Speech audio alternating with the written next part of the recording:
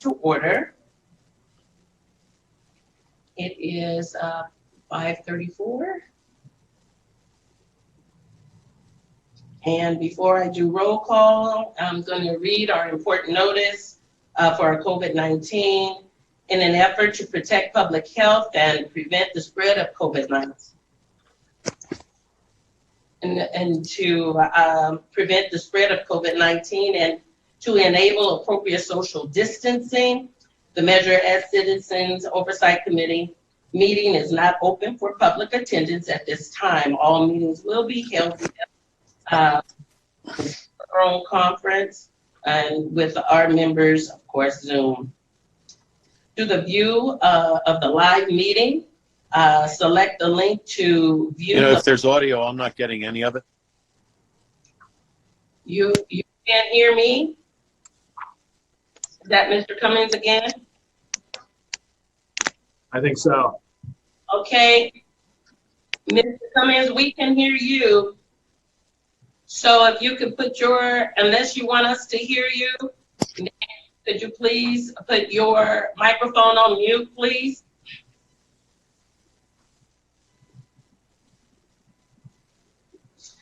To view the live meeting, however, you can go to our city's website.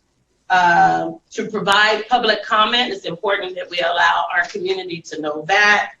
And so you can email your written comment to mscocp public comments at sbcity.org by 4:00 p.m. the day of the scheduled meeting, or call 909-384-5007 and leave a recorded comment not to exceed 3 minutes by 4:00 p.m. the day of the scheduled meeting. And remember, the subject line of your email should include the meeting date, Measure S Oversight Committee, and whether it is for public comment or for a specific agenda item. And so remember this, written comments will be provided to the committee members prior to the meeting and will be posted online for public review, but will not be read aloud. Voicemail comments will be played aloud during the appropriate public comment portion of the meeting. So I just wanted to make sure that our community has that information so that they know how to engage into communicating with this committee. So with that being said, I'd like to again go into our roll call. As our agenda states, and I'm Reverend Veronica Martindale. I'm the chair and I represent the 6th Ward. I'm gonna immediately go to our 1st Ward with Ms. by roll call. So just state your name and your ward. Venus Williams, Ward number 1. Thank you. Gloria here? Yes, I'm here. Okay, hello, Gloria. Hello. My name is Gloria Maya. I represent the 2nd Ward. Excellent, thank you. And Chairman, Gary Walborn is not with us at this time. Okay. From the 3rd Ward, Mike Gallo is also not with us at this time. And then we move to our 5th Ward representative, Mr. Anthony Robertson, who is with us. Anthony Robertson, representing Ward 5. Excellent, thank you.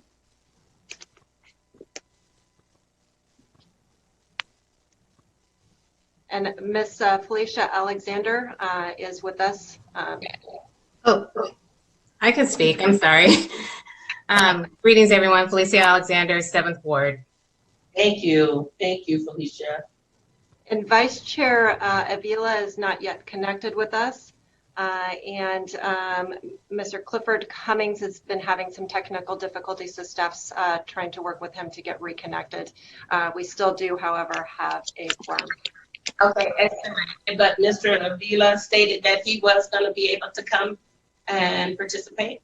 He was. We were anticipating having him here at our offices to connect. So we have a system set up and ready for him when he arrives. Good. So can you introduce my city staff that's in here, or they can just say their name and their position so everyone knows? Absolutely. I'll start with myself. I'm Rebecca Kramer. I'm the Assistant City Manager for the city. And then we will move to the next. We have Barbara Whitehorn, who's our Director of Finance. Barbara, would you like to say hi and then pass the baton? I am Barbara Whitehorn. I'm the Director of Finance. Thank you, Barbara. And then our City Manager, Robert Field, is with us this evening as well. Good evening. Yes, Rob Field, City Manager. Hello, everybody. Sam Singri. Good evening, everyone. Sam Singri, the Acting Deputy Finance Director. And then I have next in my list Chris Jensen, who's our Director of Public Works. Good evening, everyone. Nice to meet you. And Mitch Cochran, who's our Director of Information Technology. Good evening, everyone. And Ed Urgedback joining us from the library. He's our Director of Library Services. Good evening, everyone.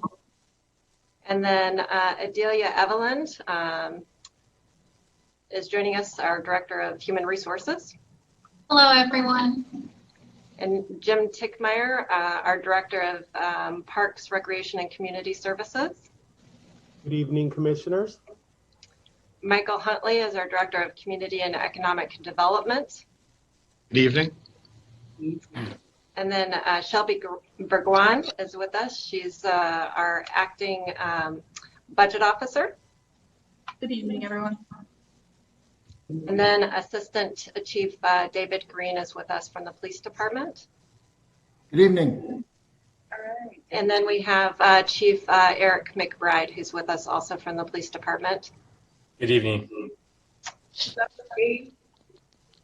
And it appears that Mr. Clifford Cummings has been able to rejoin us. Can you hear us, Mr. Cummings? Lucky me. Welcome. We are glad to have you. Thank you. Glad to be here. And then it looks like from Public Works, we also have Alex Keisha that's joined us. And I think that brings up our list of staff that have joined this evening. Great. Thank you. Well, welcome definitely to our Measure S Commissioners meeting. Is there anything, Rebecca, that you would like to say before I go into the next agenda thing on the agenda item regarding your staff that's here? I don't think so. Staff's done a lot of work to prepare a general overview for you this evening. And really, this is Barbara Whitehorn and her team that have put together tonight's presentation. They'll go over all of the materials, and then we would be happy to address any questions you may have at the conclusion of the meeting and talk about next steps, including our schedule for the budget plan for this year. So. Okay, well, thank you very much. So with that being said, we want to have any public comments for items listed or not listed on the agenda. Was there any public comments? No, there was no public comments. Okay. All righty. All right. And I expect that all commissioners reviewed the meeting minutes from the last meeting. You want to peruse that, and if that is the case, then I need a motion to accept, so then we can approve those meeting minutes.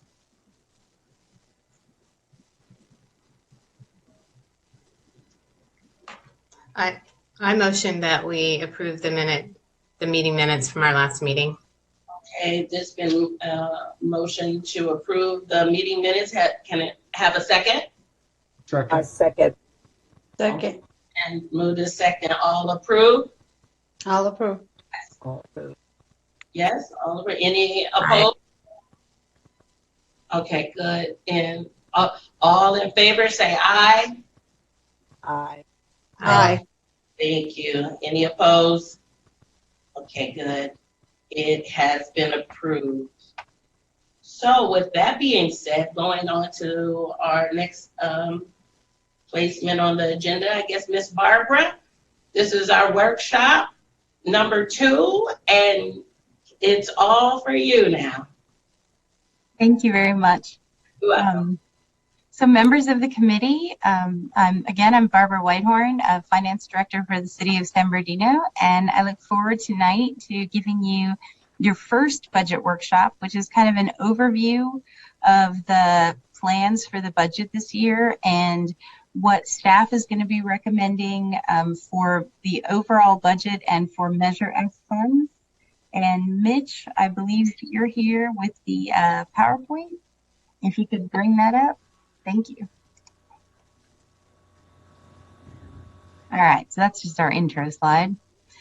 So here's the presentation overview. We're going to look at the calendar for this year's budget, then do a little bit of a governmental budgeting review, the types of city revenue, Measure S more specifically, a forecast for the general fund for this coming fiscal year, then a discussion of our capital improvement focus areas, and then we'll have some time for you to discuss. Next slide, please. The calendar, obviously today is your first committee meeting on the budget this year. Our next city council meeting will be a special meeting planning on either Wednesday or Thursday, May 12th or May 13th. That will be council's budget workshop 2, which is where we'll present operations and CIP recommendations from the city manager. Your second budget workshop will come immediately after that, and at that workshop we'll be bringing you much more specific recommendations based on what we hear from council and what we brought to council. So you'll have additional time to kind of look at what we take to council, because you'll get the materials at the same time that council does, so you'll have extra time. And then there's a council meeting on the 19th where we'll give them a little bit of an update.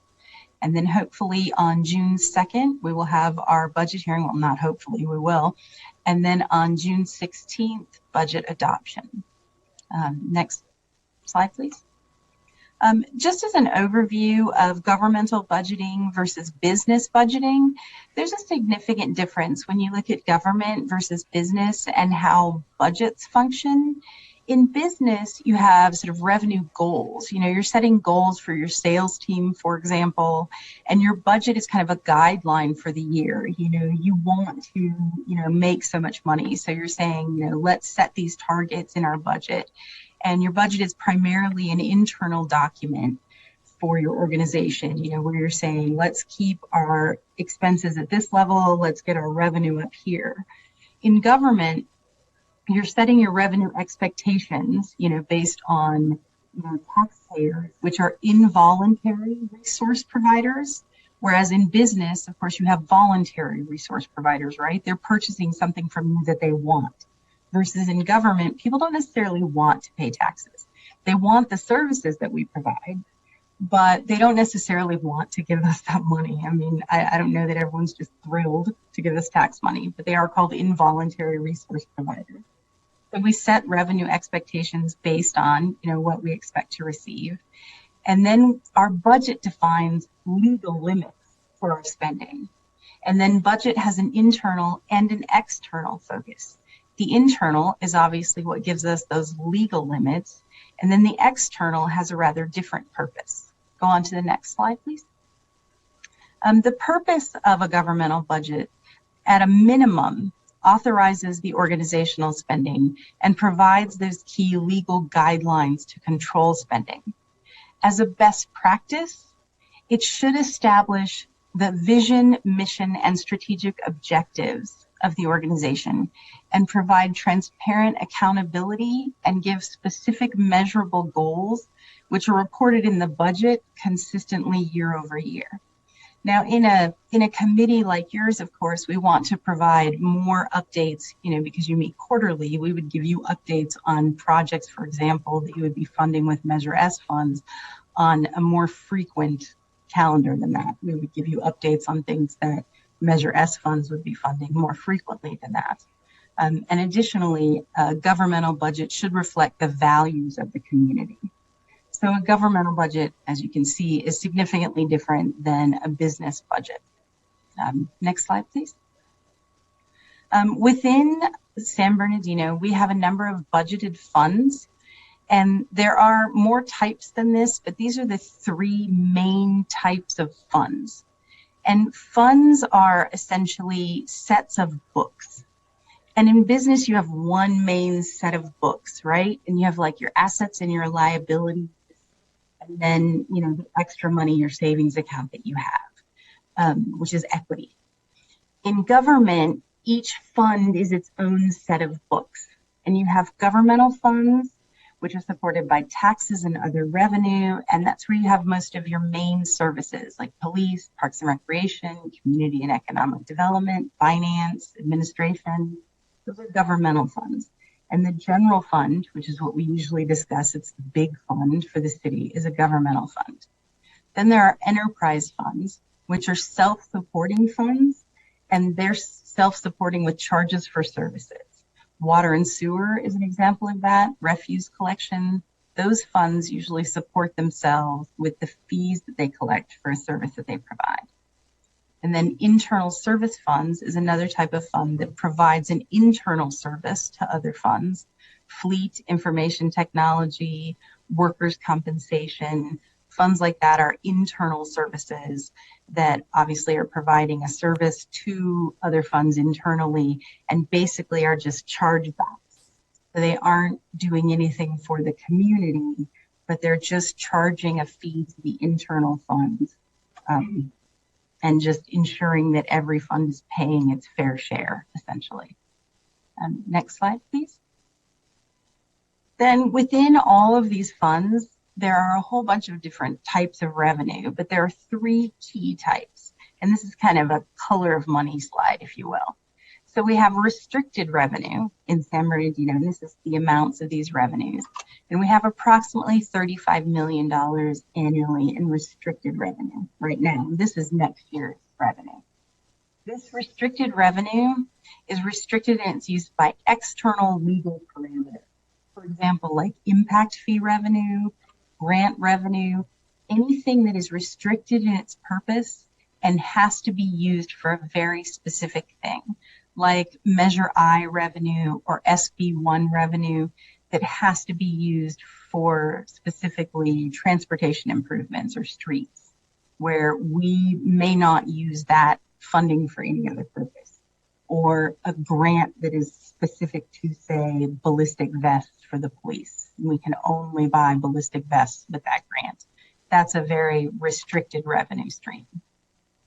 Committed revenue is revenue that's committed to a specific purpose through action by the mayor and council.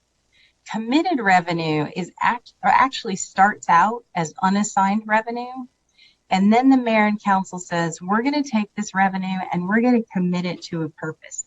So we're going to take general fund revenue, which is unassigned revenue, and we're going to say assign it to, and in this case, this committed revenue, this 2.6 million, the bankruptcy fund or the animal control fund. That's what that 2.6 million is animal control and bankruptcy.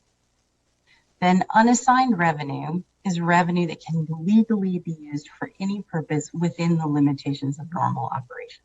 And obviously the legal parameters within the state of California and, you know, normal stuff that we can do. So that unassigned revenue is the bulk of the city's revenue.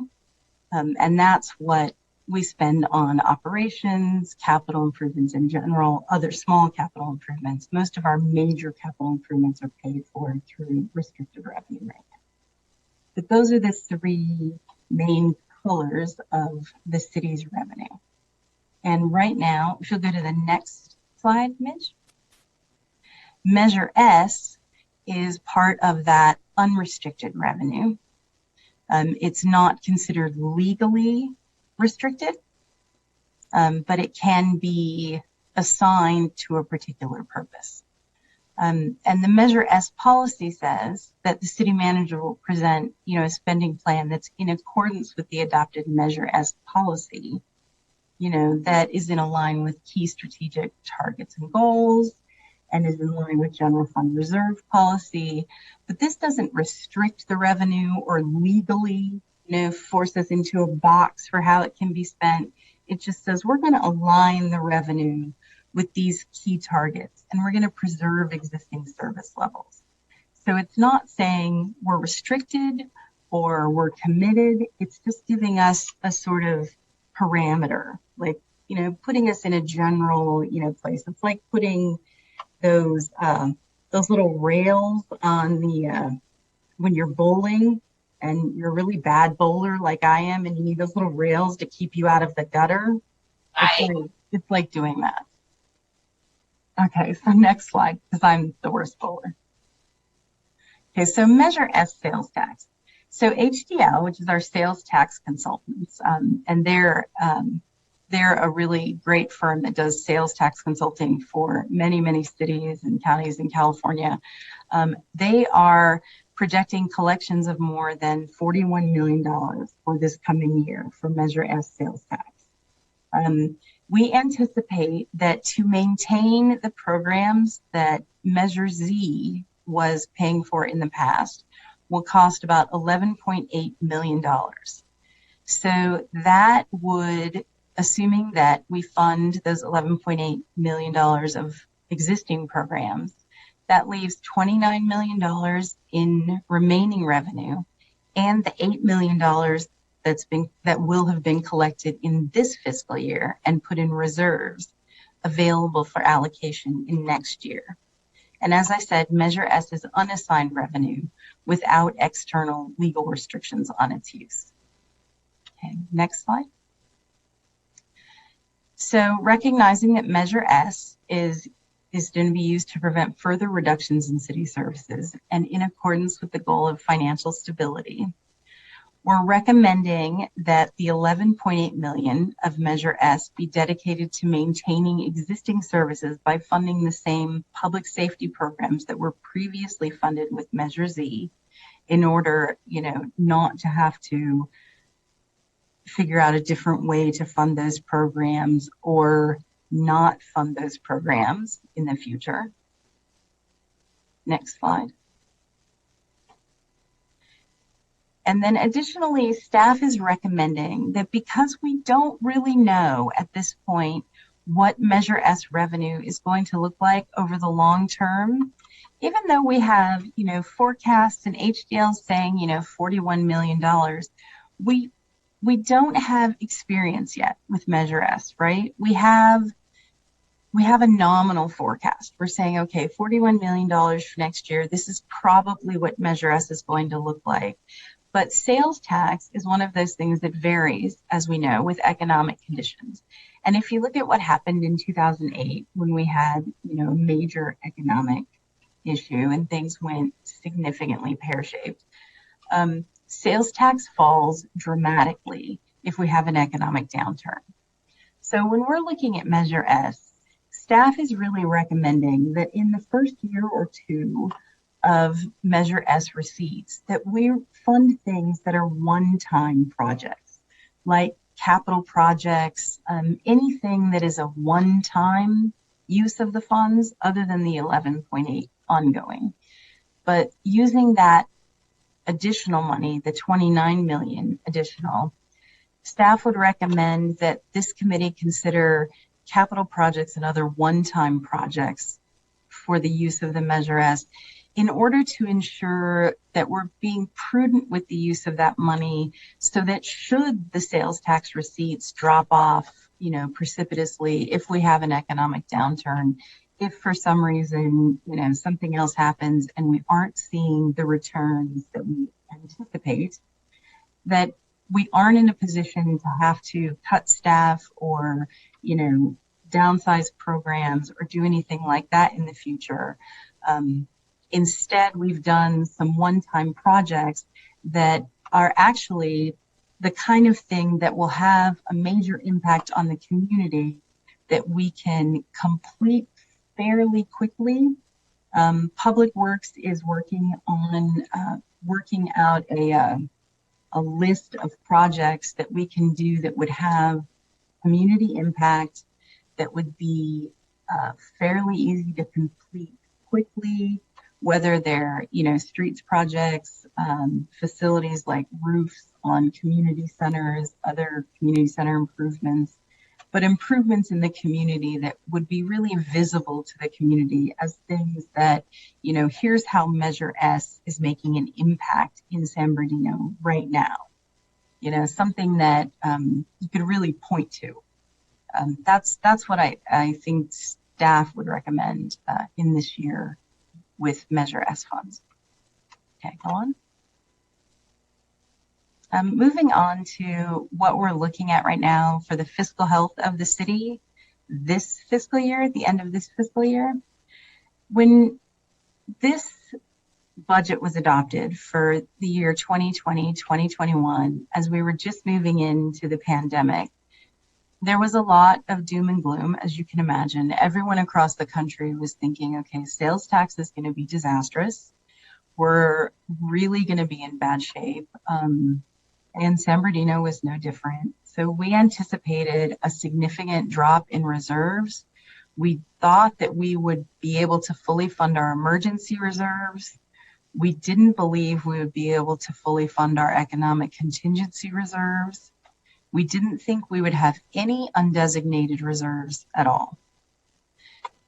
By mid-year, and Measure S had passed by mid-year, of course, in November. So our new forecast included not only fully funding the emergency reserves at $19.6 million, fully funding our economic contingency reserves. And each of these reserves has a specific threshold set, a specific minimum, set by council. Emergency reserves should be 15% of the adopted budget. Economic contingency reserves should be 10% of the adopted budget. Undesignated reserves are any amount of reserves above that. So they're just like the extra, you know, kind of like, woo, bonus. You know, these are your savings accounts that you have to have, like emergency reserves, economic contingency. And then the other is like, oh my gosh, I saved more than I meant to. Yay, I did so good, you know? And then the $8 million is the Measure S reserves that we've kept separate in order to be able to report them separately to you. And we will continue to track them separately so that we can continue to report them separately to you all. And then, of course, we have the American Rescue Plan funds, which we're also tracking separately. And that's what makes this chart look like so crazy incredible, is that extra $42,450,000 that we're going to receive in May, which is half of the city's allocation from the federal government from the American Rescue Plan funds.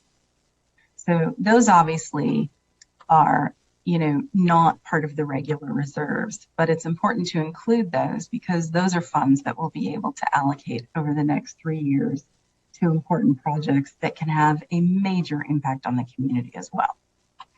So obviously the fiscal health of the city from where we thought we would be a year ago to where we are today has changed dramatically.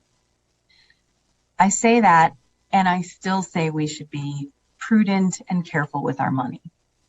That doesn't mean I'm saying, oh my gosh, there's doom and gloom in the future. I don't think there is.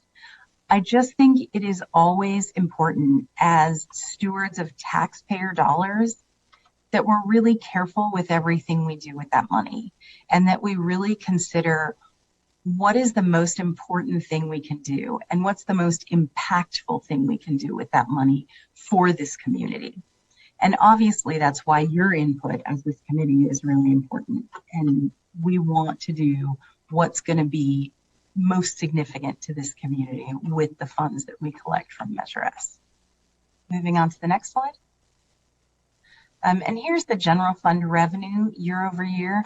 And this is really an informational slide so you all can see, you know, where revenues are going up and down. We do have some areas where revenue is increasing, some areas where it's decreasing, still some because of COVID, others because of natural revenue decline. Utility users tax has been declining over time. That's just a natural decline as people are moving towards solar and people are using just different alternative fuels. So, you know, that's just a slide that might be interesting to you, but I won't go into a lot of detail here. Next slide.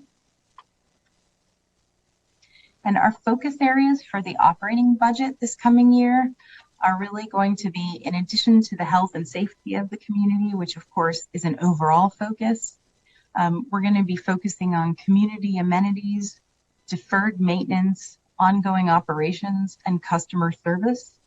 These are the areas where we have heard a lot from the community and the council and committees, and these seem to be the focus areas that are the most critical and where we have the most deferred needs and where we have really had to cut. You know, we have made a lot of cuts in our community amenities. We've deferred a tremendous amount of maintenance over the last few years. Ongoing operations have suffered as we've had to make cuts in staff, and customer service has sort of been an ongoing mantra of something we need to really work on going forward. So these areas are the focus areas for the general fund operating budget. Go ahead, Mitch.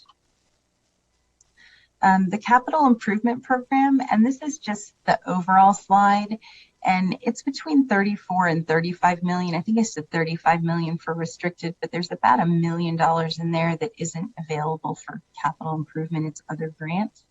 So it's about 34 million capital improvement program. And these are some of the restricted funds that will go into that. Measure I, SB1, development impact fees, community development block grant funds, highway safety improvement program funds, and cultural development funds. So altogether about 34 million. These are all restricted funds, so they're very specific in how they can be used. Go ahead, Mitch. The focus areas for capital improvement, this is fairly broad. We have a lot of work to do across the city. So when I say critical streets, sidewalks, and storm drainage infrastructure, you can go anywhere in the city and identify critical streets, sidewalks, and storm drainage, pretty much anywhere. Parks and recreation facilities, that's actual buildings as well as parks and amenities, traffic controls and street lighting, city buildings, and internal infrastructure and information technology. Next slide. So a little more specifically, in streets, more than 80% of our streets are rated poor or very poor. One estimate is it's approximately $210 million to bring those streets up to passing grades. That's just, we have a database of streets, and you can put in where you want them to be and what you want to do to them. So the 210 million is based on, you know, sort of one model. So depending on how you model that, that could be higher or lower, probably higher. So please don't take 210 million and say it's 210 million and assume that that's the sort of forever number. It's not. It really is just sort of a ballpark of it's a lot of money. And it's a big lift. You know, we've deferred a lot of maintenance on our streets. And when you defer maintenance, you know, over time, that maintenance just costs more and more and more. And anybody who's owned a home sort of knows that, you know, you put off fixing something and it just gets worse and worse, and finally you have to replace it because you didn't fix the dishwasher and then it really busted, right? Been there. So parks and recreation facilities, we have made ongoing investment actually in recent years, and I don't know if y'all have seen the playground equipment that we've been replacing in multiple parks every year, and I believe we're on phase 3 now of that. But we still have a long way to go, and we've got issues of vandalism and aging equipment throughout the city that we really need to address. And the money that we are putting into those facilities isn't enough to keep up with really the aging and, you know, the issues that we have happening. Okay, go ahead. Traffic controls and street lighting. We've got some serious issues with knockdowns of our traffic controls. And throughout the city, we have 15,000 streetlights, and half of them are owned by the city and half of them are owned by SoCal Edison. Edison's are all LEDs. 1,000 of San Bernardino's are LEDs. So we have 6,500 that will really need to be updated. That's a pretty significant lift. And it's going to take a significant investment. And that's a pretty big investment that we're going to have to make over time. But, you know, these are the kind of things that we're going to have to do at some point. And it's figuring out how to prioritize that in this great big picture of streets and parks and, you know, traffic controls. You know, where do we put those? Next slide. City buildings. We have roof repairs and replacements that are necessary at multiple facilities. ADA compliance improvements throughout the city. HVAC repair and replacement throughout the city.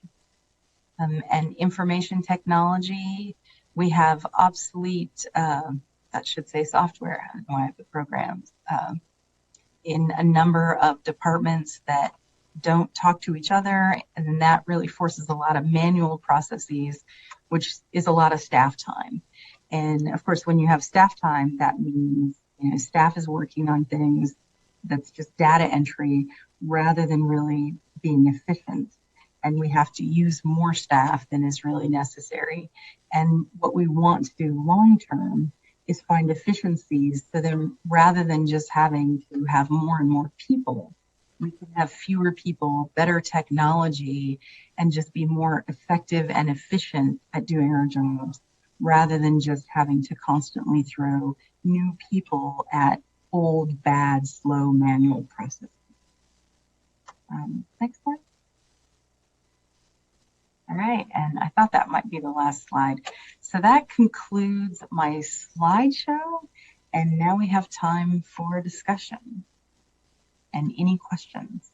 I know I went through a lot of information pretty quickly.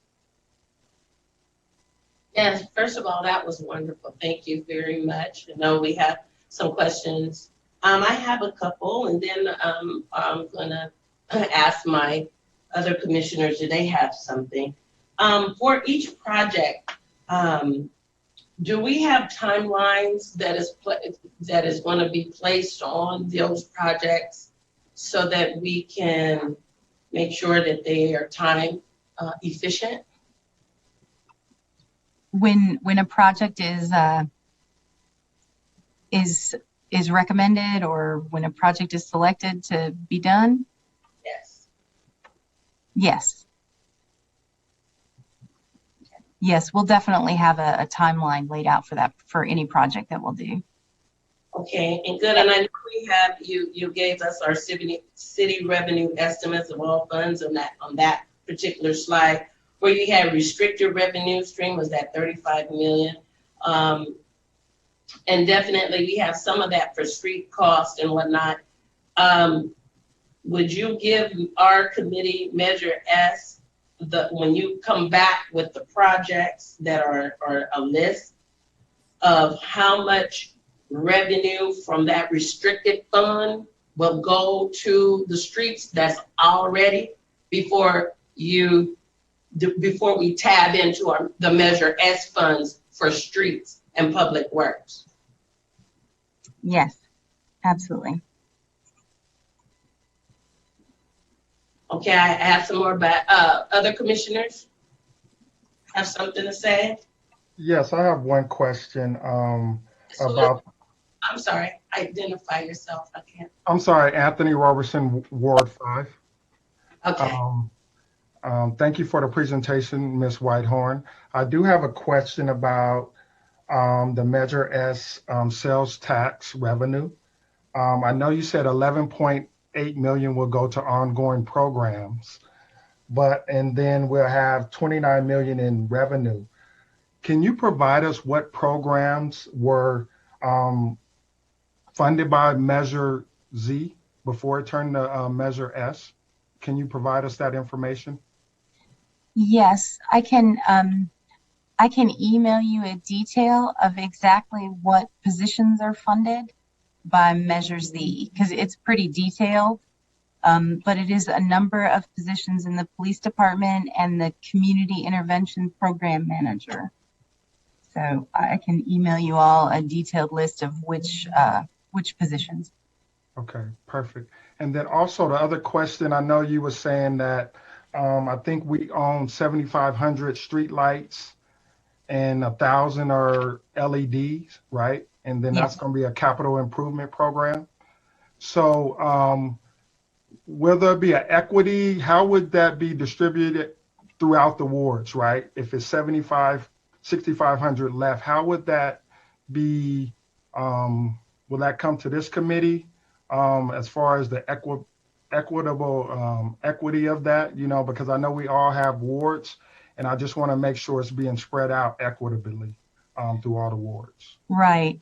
Most of the SoCal Edison, most of their streetlights are in residential areas, and most of the streetlights owned by the city are in commercial areas. So I'm not sure that the city streetlights are necessarily equally distributed by ward, but I am sure that Chris Jensen has a map somewhere of where they all are. Right? Good evening, commissioners. We do, and Barbara, you're exactly right. So the distribution really has more to do with who owns the pole where. So it wouldn't be a situation where we would be picking and choosing which 7,500 of the 15 get the LED, because SCE has already retrofitted their own poles. But if we do decide to fund retrofit for LED of our streetlights, then we would absolutely be taking a look and hopefully putting a plan in place that would tackle all of them over a period. But in terms of the wards, it really does just depend on where the development has gone in that has deeded the lights to the city. That's kind of a newer thing that the city's been doing. So, thank you. I'm sorry, Chris, you said that, what was the last thing that you said about the lights that's new? You said that it's being deemed. What is that? So as developments are completed, the street lighting in new developments comes over to the city for the most part. So they're deeded to the city, whereas a lot of the older lights are what you will see that will remain owned by SCE. The other caveat there is that if there are street lights that are on like electrical distribution poles where they've got the high energy transmitting lines on them, those are going to remain SCE poles for the most part. So, but yes, as new developments come in, the city does take over the street lighting. So a question is, how are we, the city, working with SCE to upgrade those materials, those lightings in the community? So the lights that are owned by the city are the city's responsibility, right, to upgrade. Any new lights that are going in, developers are conditioned to put in LEDs. Right. So we're making sure that we're not creating a new problem, right? We're upgrading all of our stuff. In terms of maybe some of the options through SCE and their billings for retrofitting to LED, that's something that we would need to take a look at as it relates to the lights that we have now that are not LED. So, yeah. So Chris, have we did a lighting audit of the city? Is that what took place to see what needs to be retrofitted? And, as we think about LEDs and our current, regular street lights? We do have an inventory, a fairly recent inventory, which is where those numbers that Barbara shared with you came from. So yes, we do obviously watch that inventory and audit. And again, like I mentioned earlier, as we have new developments come in, we make sure that they are conditioned to put LEDs in at the new neighborhoods. So. And is that going to be a part of the deferred maintenance? Is that where that's going to come out of? Or is that deferred maintenance going somewhere else? So I think we would consider retrofit of the streetlights to LED as deferred maintenance, probably in a different sense than we would think of a street that's falling apart. I mean, if a light is still working, you know, something that might be more critical might be addressing a street. It really does depend on the funding and whether we're talking about those restricted funds and what we can do with those. And I'm sorry for the background noise. But I think that, yes, we would probably place that, Barbara, would you say, more in a category of kind of upgrade and improvements versus a true deferred maintenance. But getting to a lower energy lighting system is absolutely something that we want to make happen. So yeah, because when I think about lighting, I think about a public safety issue, right? Mm-hmm. When we think about our kids in these neighborhoods throughout the wards, having sufficient lighting, I think is very important. So I think, you know, that should be definitely, you know, at the top of the list for awards.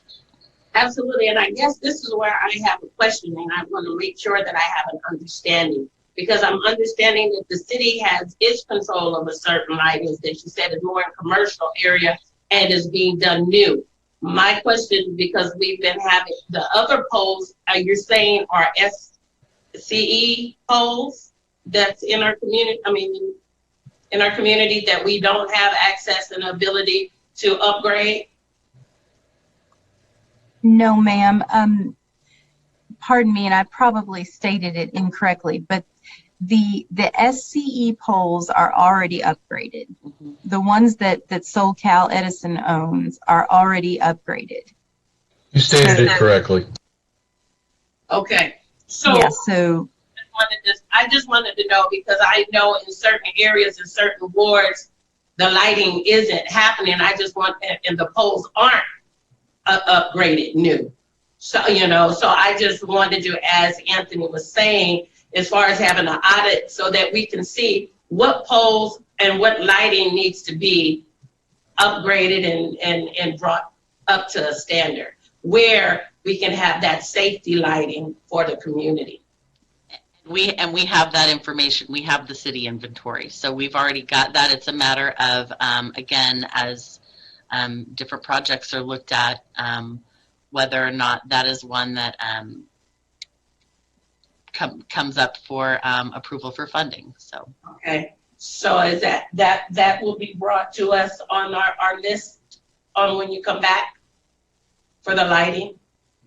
We can make sure that we bring that one specifically back, and we can bring you a map to show where those issues are, where we've identified the most critical issues as well. That'll be good. Also, you had stated in one of the PowerPoints where you said our parks and recreation. I know that you were doing that with some upgrades being done to it. But you said that there was not enough funding to keep up with the maintenance. I wanted to clarify that. I think we've got Jim Tickmeyer on the Parks and Rec meeting. I believe we do. And if he's listening in, maybe he can speak more expertly than I, certainly. Okay. I'm here, and Commissioner Martindale, can you repeat that? I didn't quite hear the whole question. During the presentation, it was just saying that some of our funding was going to the upgrade of our Parks and Rec. However, if I heard it correctly, if I heard you, Barbara, you stated that something about our funding was not enough to keep up with the maintenance of it ongoing, sustainable. That's what I wanted to just get a clarification on that for Parks and Rec. So are you referring to our current funding status for maintenance of parks? Am I understanding you correctly there? Well, I was referring to what Barbara had stated. So I guess what you're doing currently and the projecting on using the incoming funds, the projected funds. Yeah, from a maintenance perspective, we would be asking for the Measure S funds to support an increased level of maintenance over and above what we're able to provide at the current funding level. This is something that we do in conjunction with Public Works. At this point, the funding levels that we have only provide for us to maintain the parks at the level that they're being maintained now. In order to increase that maintenance standard, there would be significant amount of funding that would have to go along with that to help elevate the maintenance level of our parks as they stand today. It would be maintenance and activities. What? Maintenance and activities? Well, activities would be more of the programming inside of at our community centers and through our mobile recreation program that we're looking to launch. As we move forward, one of the challenges we have is that programs are available at our community centers, but our community centers as they currently exist are spread out pretty broadly across the community. So we have areas of the community that aren't geographically conveniently located close to a community center. So what we're looking to do, one of the programs we're looking to do is to launch a mobile recreation program that would allow us to provide the services that are currently provided at our community centers more broadly through outdoor activities. Some of the same activities and programs that are provided at community centers would then be available to the community at large that is not conveniently located close to a community center. So it's those types of things on programming, bringing back programming that has been beneficial and successful in the past, but over the years has been reduced due to or eliminated due to staff reductions. So we would be asking for staff to help re-implement those programs. And as we move forward and are able to reintroduce indoor programming, it's going to be more staff intensive as we have to break up into smaller cohorts within those community centers, move some of those programs outside.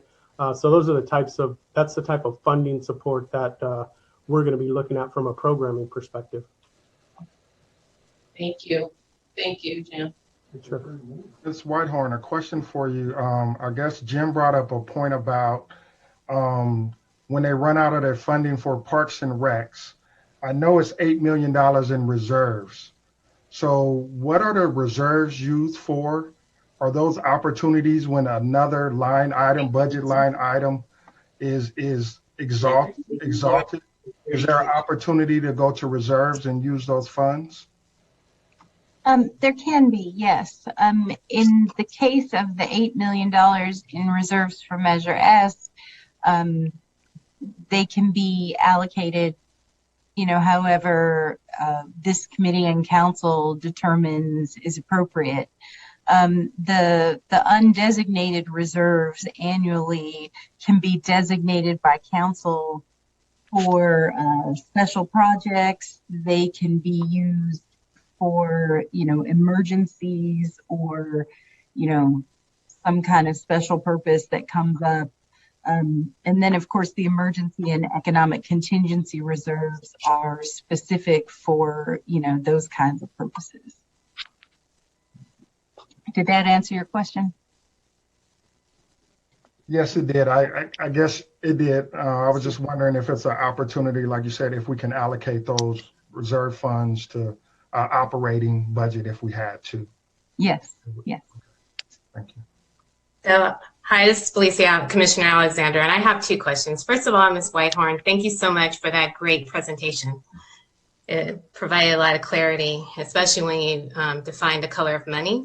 I do have one question though, the 11.8 million, was there any discussion as to why we were going to keep it with the existing, allocation? Did anyone have any conversation about that? Because the constituents seem to have concerns. I am not really privy to whether council wants to keep that the same. That's above my pay grade. Oh, okay, because I had 11.8 million. It said to maintain with the measures you support. Didn't I?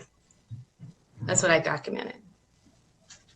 My understanding, I don't know, and you can jump in too, Rebecca, was that I thought that that's what the ballot measure had stated, to keep the pre-existing, or, the language the same, pre-existing, and then the 1%. It was in the presentation. So, Right. I remember it being stated. I could be wrong, but Rebecca can. Well, I think we're talking about two things. One, you have a budget that was adopted as of July 1st, accounting for the measure, what was formerly Measure Z dollars. And so we programmed a budget based on that. So we are recommending for, of course, the continuation of those programs for this fiscal year. They were already committed dollars for this year. It's the additional amount that will be generated with the passage of Measure S. That started April 1st and will continue through June. That is the additional amount that has yet to be programmed, and that's what Barbara was talking about with the additional $8 million in revenue for this fiscal year. The policy that was adopted for the use of Measure S funds did take into account and stipulate that we wanted to preserve existing services so that we weren't looking to make reductions in services, so that there would be some continuation of funding designated for public safety services. But it's the additional amount that's generated through Measure S that you'll be talking about the use of those dollars. That does not mean that the committee should not consider and make recommendations in terms of the money that we're currently allocating to public safety services. We're just going to be presenting a budget that takes those things into account. That was the policy that was adopted by council. That's what we're keeping in mind, that we don't want to have further reductions in services, but we want to supplement and be able to add. So that, as we build the budget that's going to be presented to you for consideration, those are the factors that we're taking into account. But the committee absolutely has the ability to make a recommendation to council that you think there should be changes in terms of the use of those funds, things that you think should be given consideration as a higher priority, so on and so forth. So I don't want you to take that as that you can't weigh in on those things. We just wanted you to know what we're going to be presenting and why. Okay, that makes perfect sense, but I think just from a business perspective, we need to make sure that we have to assign accountability measures. So in my business, we call KPIs. So just to make sure that we are doing what we're supposed to do by way of, taking care of our constituents. So that would just be something I would say to take in consideration. The other item was in reference to the street. So the improvement measure, you said $210 million, correct? But it would come from the budget of the $34 million. Is that correct? That's not correct, Lynn? Right now have a budget of $34 million for all of CIP. Streets is about $9 million of that is dedicated to streets. Chris, is that right?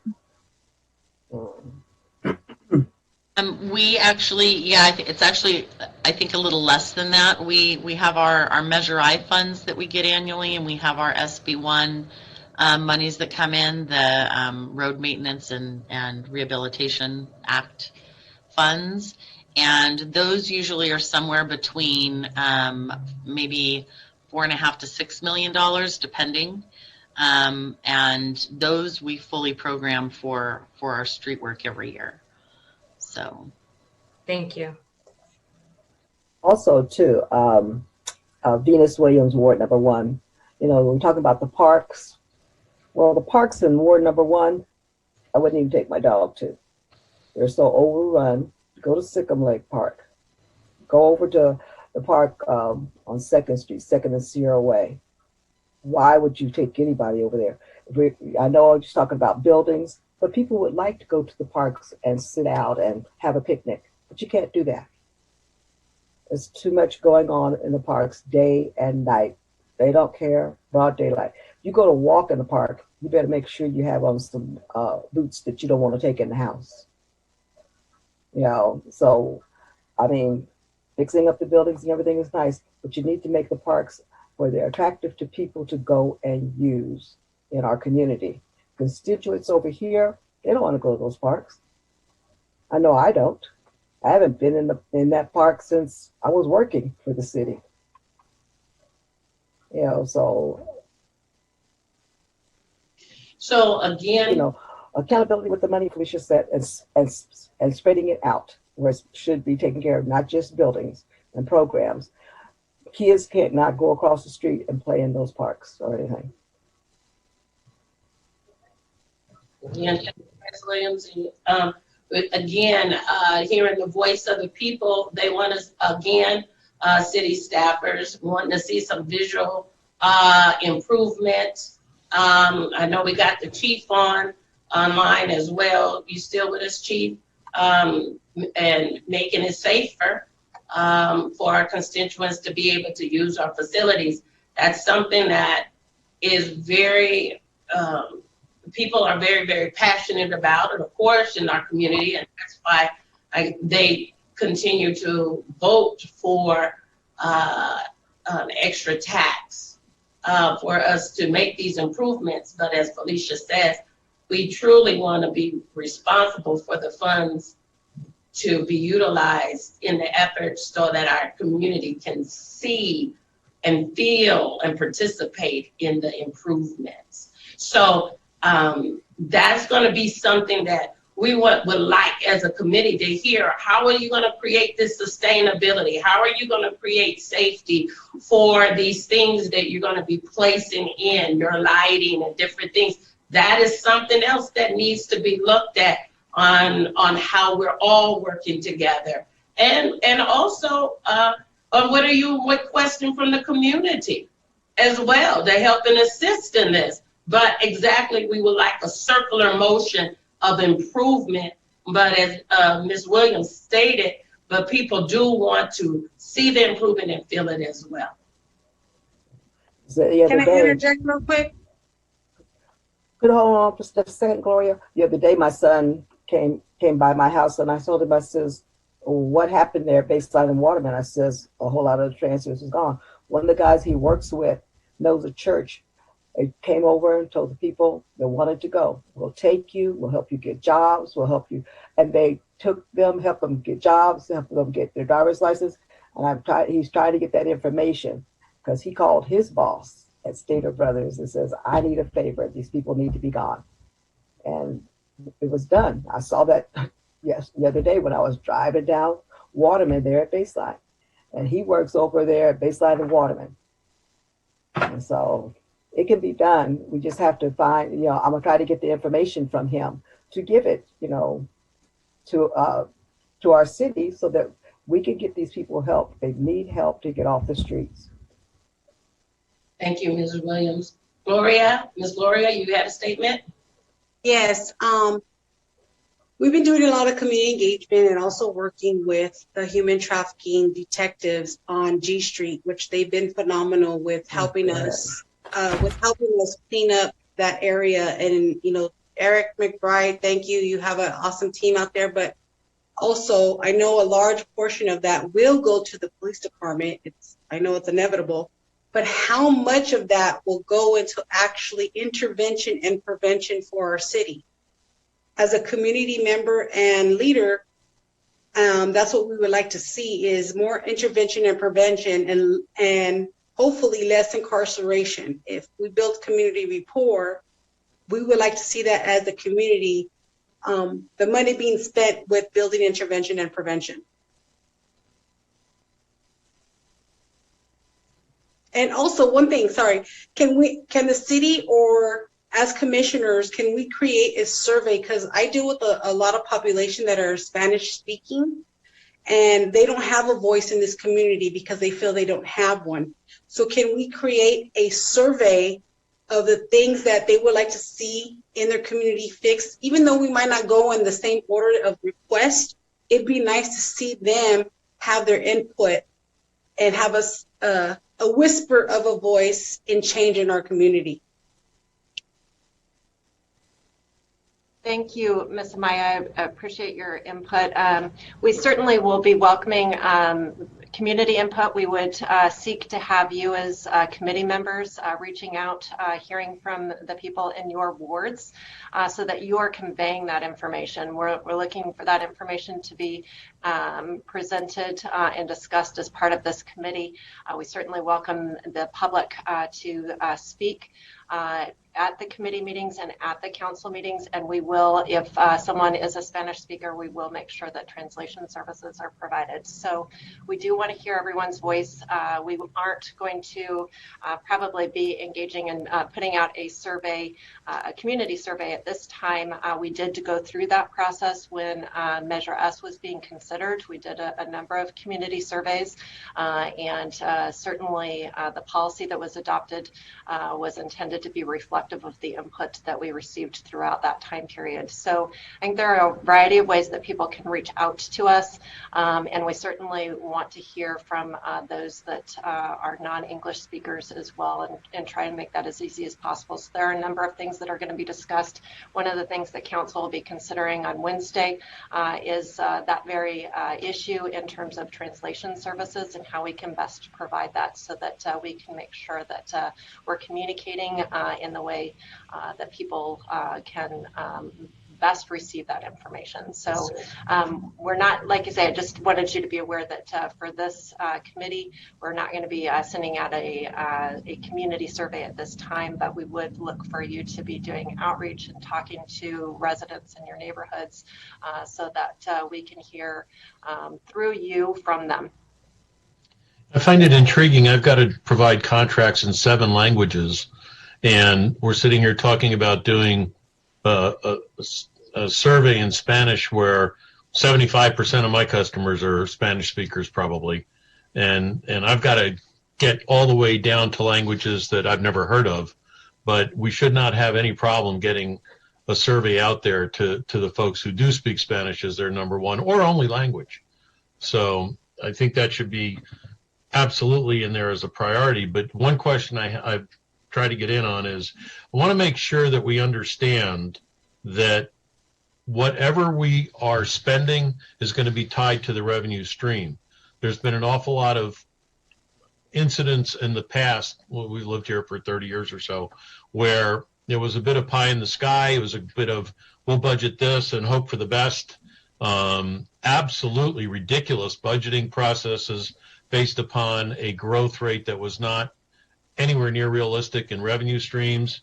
I think we've got to make sure, and we know we've got a fair fixed amount of what's coming in from the feds, but I want to make sure that we are well aware that we have to tie our expense to the revenue stream as it arrives, and not get crazy like they've done in the past and not be able to deliver on a promise. And there was a question, I think, Felicia, I think you talked about the $231 million in street repairs.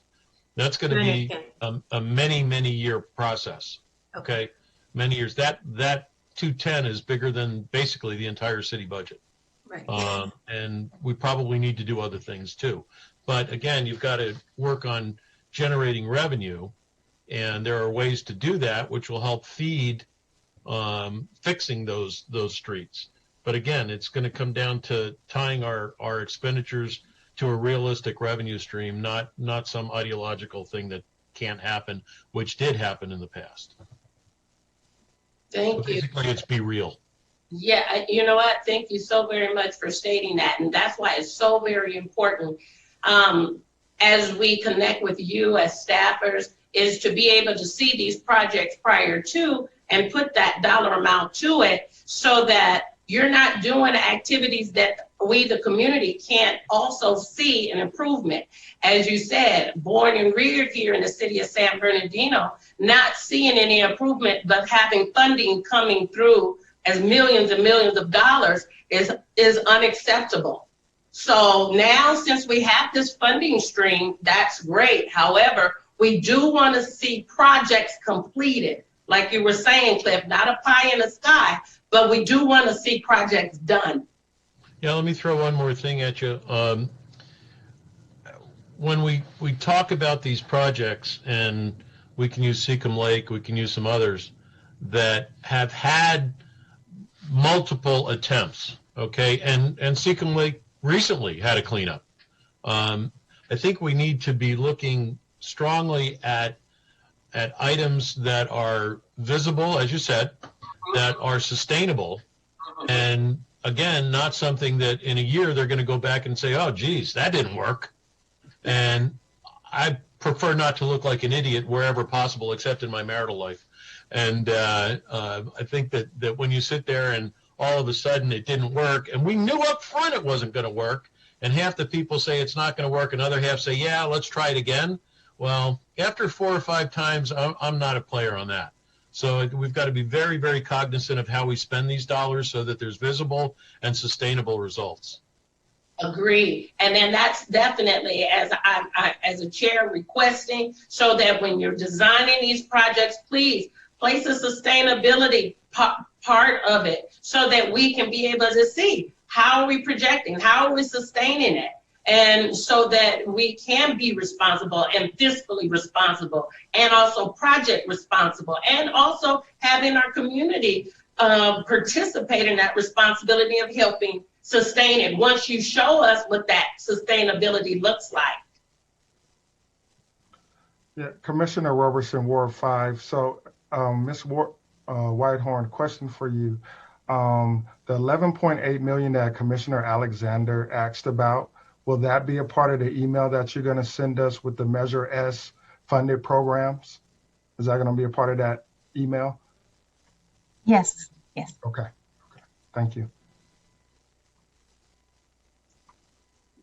Let me toss one thing in. One of the things that happened years ago is we passed a measure, pick a letter, and it was designed to do X. A new mayor came in, and the mayor defined X as something completely different than what the measure was passed for, but very loosely could, after a long argument, fit as proper use of the money. And I think that one of the things that Rob's going to have to do, and that we're going to have to do, as well as clearly the city council, the city manager, I think has a huge responsibility to define clearly what the parameters of the expenditure are. Not in my wildest dreams, it actually does fit in, because it did happen. And we drop-kicked a lot of money. I was not involved at that time. I think I made it to one meeting a long time ago, and I said, this is just crap. I'm not doing it. So we've got to be very clear and very strict in adhering to what we design. And that absolutely is what we're going to do. Yeah, that was a different time. It was before the charter change. And so now there's more responsibility placed. We're a city council, city manager form of government now, and certainly the staff's commitment on this is to make sure that our recommendations to the council comport with the intent and the letter of Measure S. That is what we will do, and that's one of the reasons we have chosen tonight to approach you. First of all, give you some background, give you an idea of what the revenues look like, but also to make it clear that it's our intention to treat this money as sort of basically the money over and above the prior Measures E commitments. We're going to treat this to the best of our ability as one-time money, so that we want a year or two under our belt to see what Measure S actually generates. And by treating it as one-time money, though, what that does do, and so I'm hearing a lot of concern about really capital improvement related projects more so than anything else. And so that's our intention is we agree. And so the next couple of years, that would be our intention. We're not going to just bank the money.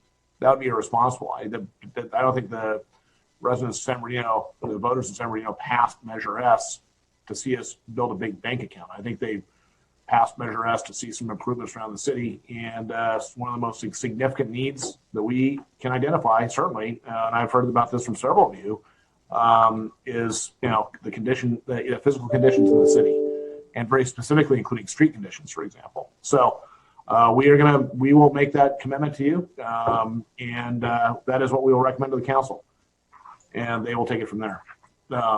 I have not heard anything from any of the council members, though, that runs contrary to that.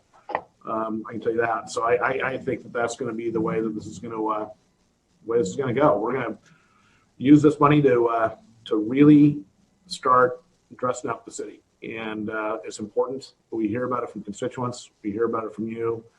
We hear about it from the council members. So that's what we're going to do. So, Mr. Cummings, that's we hear you, and that's precisely what we're going to do.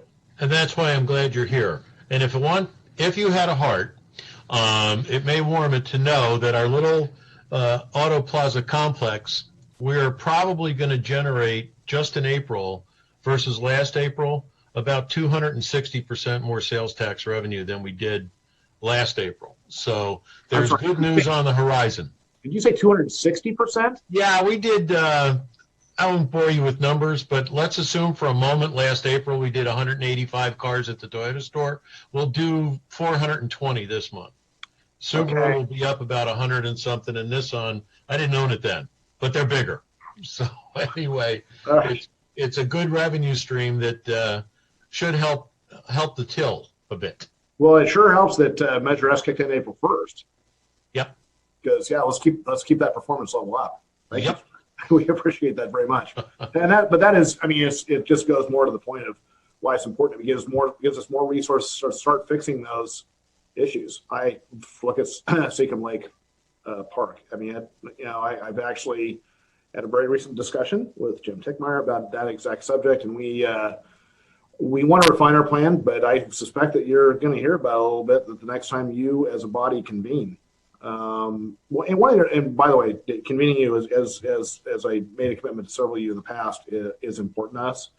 I know that there was a sense in the past that when this body was serving as a Measure Z committee that you were not engaged very frequently or robustly. That's changing. That's why we're having the meeting tonight, and we're going to have one again in about a month.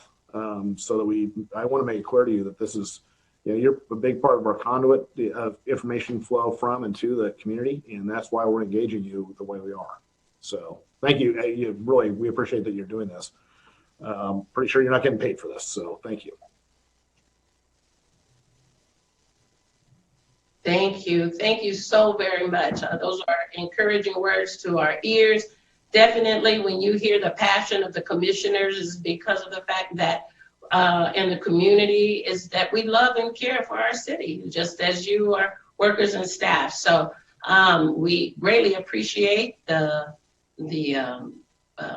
presentation and the discovery. But again, we have a lot of work to do, and we're willing as commissioners to work with you into doing that work. So before we close out, is any other staff member want to say anything? Or commissioner? I was looking for a quote that would be befitting, and it was a community quote. And I'll leave us with this. There is no power for change greater than a community discovering what it cares about. And that is by Margaret J. Wheatley. There is no power for change greater than a community discovering what it cares about. And this is what we're doing. We're discovering and we are identifying what we care about. So Rebecca, where are you? Kramer? I'm here. Okay, all right. So Mr. Field, do you have before we adjourn, is there anything?